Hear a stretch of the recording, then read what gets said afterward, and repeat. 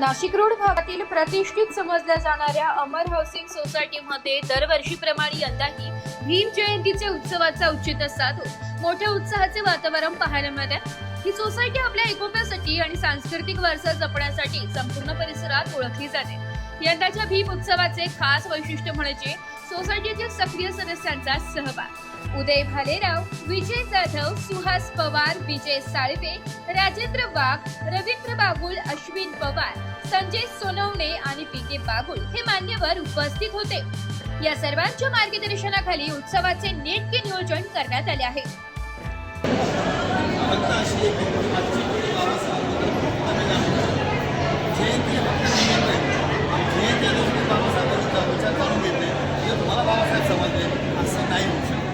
मला बाबासाहेब समजून घ्यायचा असेल तर बाबासाहेबांचा समोर अभ्यास करावा लागेल। बाबासाहेबांनी काय खास आपल्या जीवनामध्ये घडलं, शिक्षण कसं पुरवलं, अशी परिस्थिती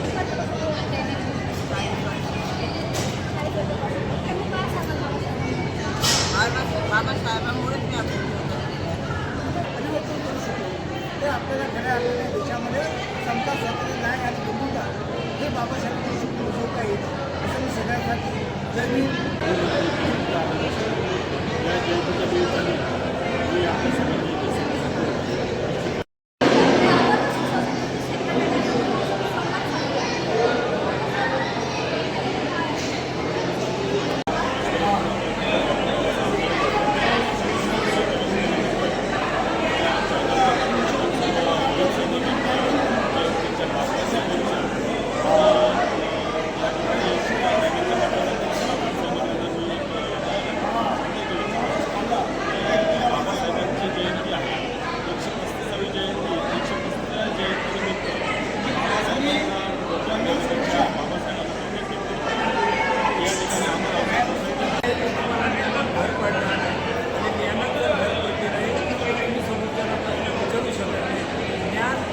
वाघिणीचं दूध आहे, शिक्षण हे वाघिणीचं दूध आहे म्हणून बाबासाहेब म्हणतात शिका, संघटित व्हा आणि संघर्ष करा।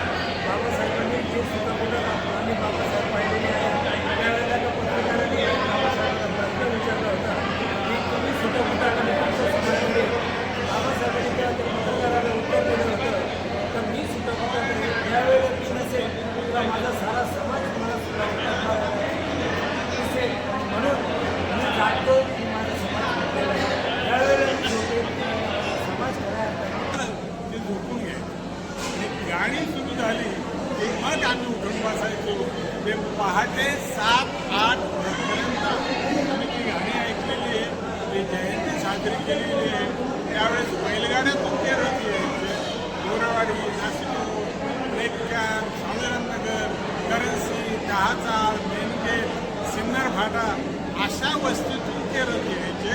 ते संप मैदानावर यायचे, आंबेडकर पुतळ्यापाशी सगळे व्हायचे, तिथे बाबासाहेबांना नमस्कार करायचे आणि मोठ्या प्रमाणात अत्यंत गरिबी होती जल्लोषात ते साजरी करायचे।